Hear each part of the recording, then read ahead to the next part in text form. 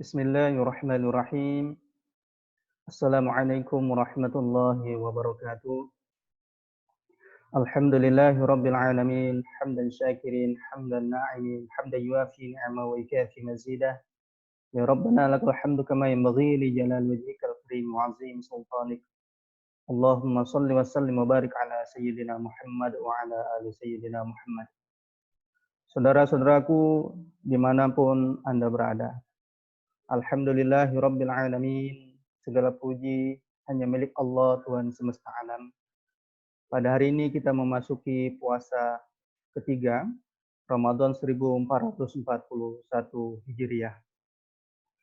Pada kesempatan kali ini kita akan membahas tentang penciptaan manusia dalam Al-Quran. Konsep manusia merupakan salah satu di antara tema sentral yang dibicarakan di dalam Al-Quran. Hal ini terindikasi dari beberapa kata yang terdapat dalam Al-Quran, misalnya Al-Bashar, An-Nas, Al-Insan, dan lain sebagainya. Namun, fokus pembahasan kali ini pada proses penciptaan manusia. Pengertian manusia menurut Kamus Besar Bahasa Indonesia, manusia adalah makhluk yang berakal budi. Menurut ilmu sains, manusia adalah makhluk utama dalam dunia alami yang mempunyai esensi uniknya sendiri sebagai suatu penciptaan. Menurut ilmu sosiologi, manusia adalah bagian dari masyarakat yang dibedakan menjadi dua, yaitu manusia sebagai makhluk individu dan manusia sebagai makhluk sosial. Menurut ilmu biologi, manusia adalah Homo sapiens, sebuah spesies primata dari golongan mamalia yang dilengkapi otak berkemampuan tinggi. Sedangkan menurut Islam sendiri bahwa manusia adalah makhluk Allah yang paling sempurna, yang diciptakan secara bertahap, yang terdiri atas dimensi jiwa dan raga, jasmani dan rohani, sehingga memungkinkannya untuk menjadi khalifah Allah fil ardi. Wa min ayatihi an khalaqakum min turabin summa iza antum basyarum tantashirun. Dan di antara tanda-tanda kekuasaannya ialah dia menciptakan kamu dari tanah. Kemudian tiba-tiba kamu menjadi manusia yang berkembang biak. Quran Surat Ar-Rum ayat 20. Teori evolusi dan revolusi. Menurut teori evolusi, manusia berasal dari makhluk hidup di masa lampau yang beradaptasi dan mengalami perubahan bentuk bagian-bagian tubuhnya dalam proses yang sangat lama. Lihat gambar, ada seperti gambar monyet kemudian berevolusi menjadi seseorang. Ini menurut teori evolusi. Dan menurut teori revolusi, yaitu teori wahyu, ya, kita ketahui bersama bahwa manusia pertama adalah Nabi Adam alaihissalam, diciptakan dari at-tin, yaitu tanah, at-turab, tanah debu, min sol, tanah liat, min hamain masnun, tanah lumpur hitam, yang dibentuk oleh Allah dengan seindah-indahnya, kemudian Allah meniupkan ruh darinya ke dalam diri manusia tersebut. Walaqad khalaqnal insana min sulalatin min tin. Dan sesungguhnya kami telah menciptakan manusia dari saripati, yaitu berasal dari tanah. Quran Surat Al-Mu'minun ayat 12. Mari kita bersama baca Quran Surat Al-Mu'minun ayat 12 sampai dengan 14. A'udzu billahi minasyaitonir rajim. Bismillahirrahmanirrahim. Walaqad khalaqnal insana min sulalatin min tin, tsumma ja'alnahu nutfatan fi qararin makin.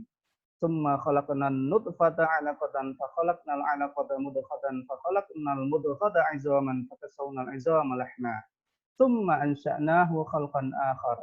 Fatabarakallahu ahsanul khaliqin. Dan sesungguhnya kami telah menciptakan manusia dari saripati, berasal dari tanah. Kemudian kami jadikan saripati itu air mani yang disimpan dalam tempat yang kokoh. Kemudian air mani itu kami jadikan segumpal darah. Lalu segumpal darah itu kami jadikan segumpal daging. Dan segumpal daging itu kami jadikan tulang belulang. Lalu tulang belulang itu kami jadikan bungkus dengan daging. kemudian kami jadikan dia makhluk yang berbentuk lain. Maka Maha Suci Allah pencipta yang paling baik. Quran Surat Al-Mu'minun ayat 12 sampai dengan 14. Yang pertama, nutfah. Bermula setelah percampuran air mani laki-laki dan sel telur perempuan, jutaan sperma terpancar dari laki-laki pada satu waktu dan menuju sel telur yang jumlahnya hanya satu setiap siklusnya. Sel telur hanya membolehkan masuk satu sperma saja.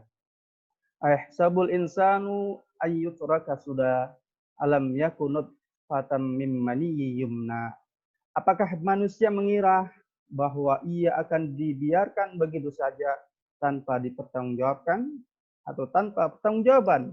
Bukankah dia dahulu setetes mani yang ditumpahkan ke dalam rahim? Al-Qiyamah 36 sampai 37. Yang kedua, alaqah.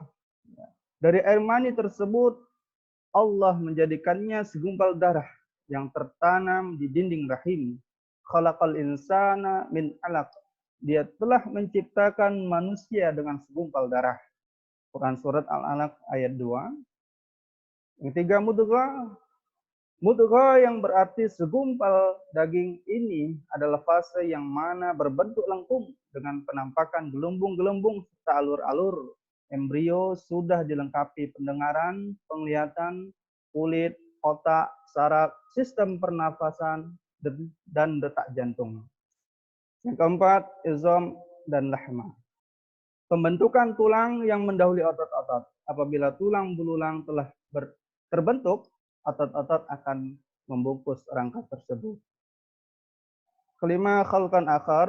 Perubahan pada tahap ini bukan lagi embrio, namun sudah masuk pada tingkat janin yang mulai menyempurnakannya semua anggota yang sudah wujud, walaupun perubahannya berlaku tapi hanya pada ukuran bayi saja.